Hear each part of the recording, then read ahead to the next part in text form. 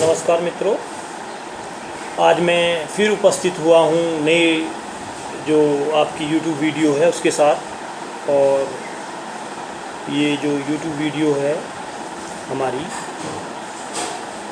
हम लोग इस YouTube वीडियो के अंतर्गत, जैसे हम लोगों ने क्लासिफिकेशन ग्रुप पिछली वीडियो में या प्राइमरी ग्रुप हमने पिछली वीडियो में उसका क्लैरिफिकेशन किया था, तो उसी तरीके से हम लोग इस YouTube वीडियो के अंतर्गत जो आपका सेकेंडरी ग्रुप है, सेकेंडरी ग्रुप का क्लैरिफिकेशन करेंगे कि किस तरह के सेकेंडरी ग्रुप है, उसकी क्या क्या आवश्यकताएँ होती हैं, क्या उसकी करैक्टरिस्टिक हैं और कौन कौन सेकेंडरी ग्रुप के अंदर आता है। जैसे पहली यूट्यूब वीडियो मैंने प्राइमरी ग्रुप को क्लियर किया था एससी कूले के अकॉर्डिंग, तो हम यहाँ पर इसकी शुरुआत करते हैं क्लैरिफिकेशन की। तो एससी कूले के द्वारा जो प्रतिपादित जो हमारा प्राथमिक समूह था, एससी कूले ने जिसको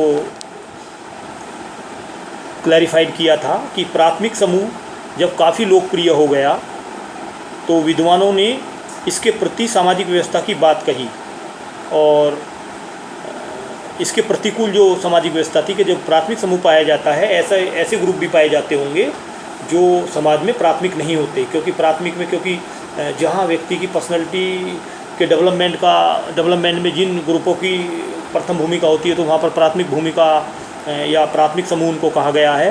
परंतु एक विचारधारा ये भी उत्पन्न हुई कि ऐसे समूह भी पाए जाते होंगे समाज में जो हमारे प्राथमिक समूह की तरह कार्य नहीं करते, उनको उन्होंने द्वितीयक समूह की बात कही, प्रचलित हुआ।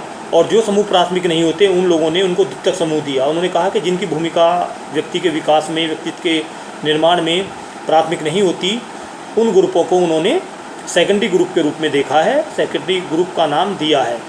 और इस तरह के समूहों में आमने सामने का संबंध काफ़ी, जैसे क्लैरिफाई उसने आप लोगों ने देखा होगा पहले वाले वीडियो में कि वो कहता है कि आमने सामने के संबंध पाए जाते हैं प्राथमिक ग्रुप के अंदर। ये अपोजिट होता है, हर चीज़ इसकी अपोजिट होगी। जैसे लघु आकार है, यहाँ बड़ा आकार होगा। अब जो इसमें कह रहा है कि इस तरह के समूह में आमने सामने का संबंध काफ़ी कमज़ोर होता है और समूह के सदस्यों के बीच में घनिष्ठता की कमी पाई जाती है।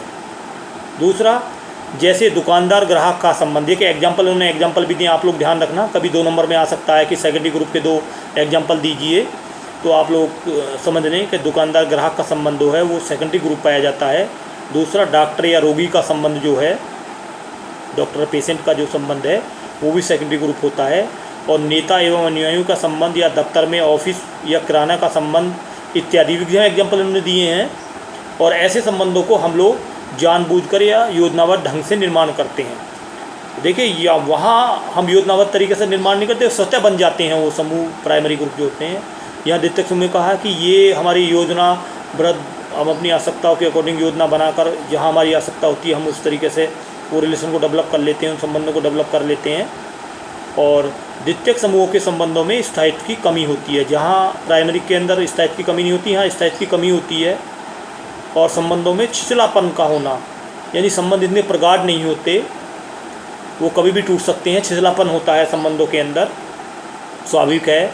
और क्योंकि आमतौर पर इसका आधार प्राथमिक समूह की तुलना में काफ़ी बड़ा होता है, क्योंकि वहाँ ग्रुप तो बहुत छोटा है कि मित्र मंडली, परिवार या आस पड़ोस जो भी हैं, एक लघु आकार है, तो वहाँ संबंध हमारे थोड़ा प्रगाढ़ पाए जाते हैं। परंतु जब द्वितीयक समूह की हम बात करते हैं तो द्वितीयक समूह के अंदर जो हमारे संबंध हैं उनमें छिछलापन पाया जाता है और उसका आकार है हमारे समूह का बड़ा होना।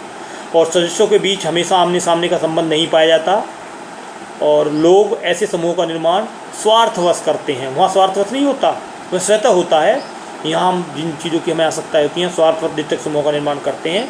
अतः स्वाभाविक रूप से सदस्यों के बीच में संवेगात्मक भावना, लगाव की जो इमोशनल अटैचमेंट होता है, उस इमोशनल अटैचमेंट की कमी इस समूह के अंदर पाई जाती है। और प्राथमिक समूह की तुलना में जो द्वितीयक समूह के अंतर्गत लोगों के बीच में अंत्यक्रिया की काफ़ी कमी पाई जाती है। और ऐसा होना स्वाभाविक इसलिए है कि द्वितीयक समूह का जो आकार है अपेक्षाकृत बड़ा होता है। द्वितीयक समूह की अवधारणा को स्पष्ट करते हुए गिडिन्स ने भी कुछ अपनी बातें कही हैं, समाजशास्त्री ने, कि यह व्यक्तियों का ऐसा समूह है जिसके अंतर्गत लोग नियमित रूप से मिलते हैं, लेकिन उनके संबंध मुख्य रूप से अवैयक्तिक होते हैं।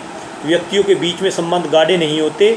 अतः लोग सामान्यतः एक दूसरे के निकट तभी आते हैं जब उनके सामने कोई निश्चित व्यवहारिक उद्देश्य होता है और द्वितीयक समूह की अवधारणा को स्पष्ट करने के लिए कुछ उनकी विशेषताएं हैं जिनके आधार पर हम द्वितीयक समूह को अच्छी तरीके से क्लैरिफाई करेंगे। उनका जो क्लैरिफिकेशन है उनकी विशेषताओं के आधार पर हम लोग करने की कोशिश करेंगे। जो पहला उन्होंने विशेषता उसकी बताई है द्वितीयक समूह की, वो कहते हैं बड़ा आकार होता है। प्राथमिक समूह की तुलना में द्वितीयक समूह का आकार बड़ा होता है। इसका आकार इतना बड़ा होता है कि सदस्यों की संख्या हजारों लाखों तक भी हो सकती है। जो द्वितीयक ग्रुप है जैसे राज्य, राष्ट्र, शिक्षण संस्थाएं आदि, एग्जाम्पल भी इन्होंने दिया आकार के उसमें।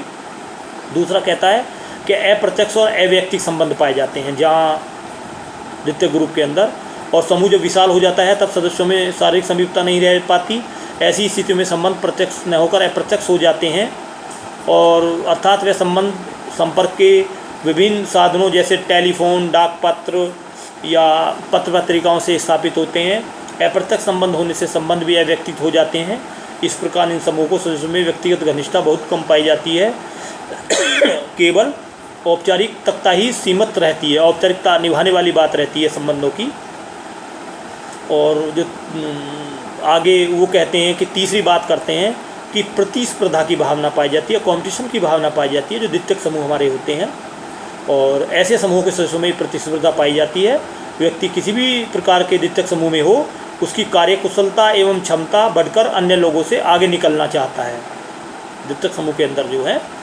जबकि आप लोगों ने देखा होगा फैमिली के अंदर जो लोग होते हैं, सदस्य होते हैं, वो एक दूसरे के प्रति लगाव, एक दूसरे को साथ लेकर चलना। परंतु द्वितीयक समूह में क्या है कि वो अपनी कार्यकुशलता, अपनी योग्यता के अकॉर्डिंग वो उससे आगे निकलने की कोशिश करता है। और कुछ समूह सदस्यों में प्रतिस्पर्धा की भावना को एक बढ़ावा मिलता है। चौथा जो उन्होंने इस पर कमेंट किया है कैरेक्टरिस्टिक के रूप में, वो कहते हैं कि वॉलंटियर मेंबरशिप है, वो ऐच्छिक सदस्यता है, जबकि प्राइमरी के अंदर नहीं होती। वहाँ हमारी अनैच्छिक होती है। फैमिली में हम जब जन्म लेते हैं हमारी इच्छा पर निर्भर नहीं करता।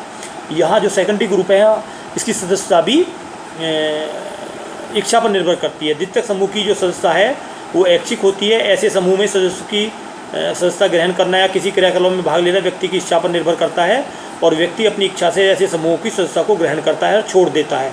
इस तरह की विशेषताएं सेकेंडरी ग्रुप के अंदर पाई जाती हैं। अगली विशेषता बताता है स्थायित्व में कमी। प्राथमिक समूह की तुलना में द्वितीयक समूह थोड़ा कम स्थायी होता है।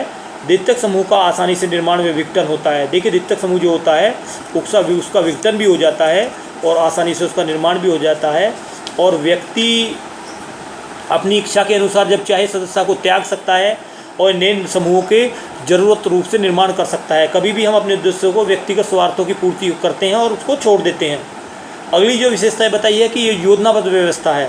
द्वितीयक समूह जो पाया जाता है उसके अंदर योजनाबद्ध व्यवस्था पाई जाती है। हम लोग द्वितीयक समूह का योजनाबद्ध तरीके से निर्माण करते हैं, और जब समूह में कुछ लोगों का सामान्य उद्देश्य होता है और उसको पूरा करने के बाद व्यक्ति की आवश्यकताएँ पड़ती है तो लोग विचार विमर्श कर योजना तरीके से ऐसे समूह का निर्माण करते हैं सेकेंडरी ग्रुप के अंदर।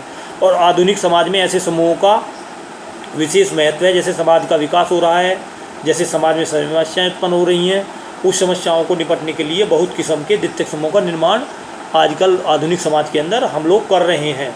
दूसरा सीमित स्वार्थों की पूर्ति। वो कहता है कि gratification of the limited needs जो हमारी हैं, जो हमारी सीमित स्वार्थ की पूर्ति है, वो व्यक्ति किसी द्वितीयक समूह द्वारा सदस्य मुख्यतः सीमित स्वार्थों की पूर्ति के लिए करता है, और प्राथमिक समूह के जो सदस्य होते हैं आध्यात्मिक आवश्यकताओं की पूर्ति करते हैं।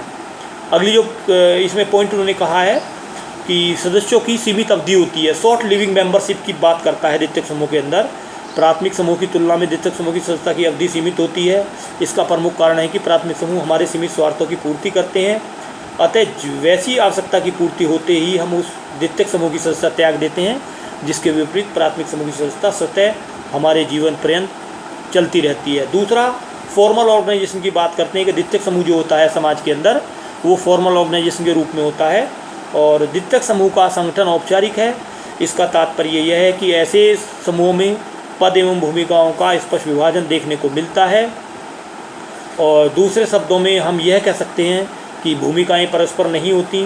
उदाहरण स्वरूप एक राजनीतिक दल में अध्यक्ष कोषाध्यक्ष की भूमिका भिन्न भिन्न है, एवं अध्यक्ष और कोषाध्यक्ष की भूमिका की आशा नहीं की जा सकती, और नहीं कोषाध्यक्ष से अध्यक्ष की भूमिका की आशा हम कर सकते हैं। अब देखिए इस यूनिट के अंदर, पहली यूनिट के अंदर हमने प्राथमिक ग्रुप को क्लियर किया, इसके अंदर हमने सेकंड ग्रुप को अंदर किया। आप लोग यहाँ पर क्वेश्चन बन सकता है कि प्राइमरी ग्रुप से आप क्या समझते हैं, प्राइमरी और सेकेंडरी ग्रुप की तुलना कीजिए। तो ये आप लोग के लिए जो हमारे एमए वाले स्टूडेंट हैं, एक प्रश्न है आप लोगों के लिए, मैं यहाँ छोड़ रहा हूँ कि आप लोग दोनों यूट्यूब के माध्यम से उस वीडियो का सुनकर उसकी रीडिंग कर आप लोग दोनों में अंतर करने की कोशिश करें कि प्राइमरी और सेकेंडरी की ग्रुप के अंदर एक चार्ट बना लें और उस सुनते हुए उस चार्ट में अपना एक अंतर क्लियर कर लें कि उसमें क्या अंतर होता है। पॉइंट टू पॉइंट उसका लिखता रहें, उसके लिए कि स्ट्रक्चर के उसके स्वार्थ क्या क्या भावनाएँ उसके अंदर हैं।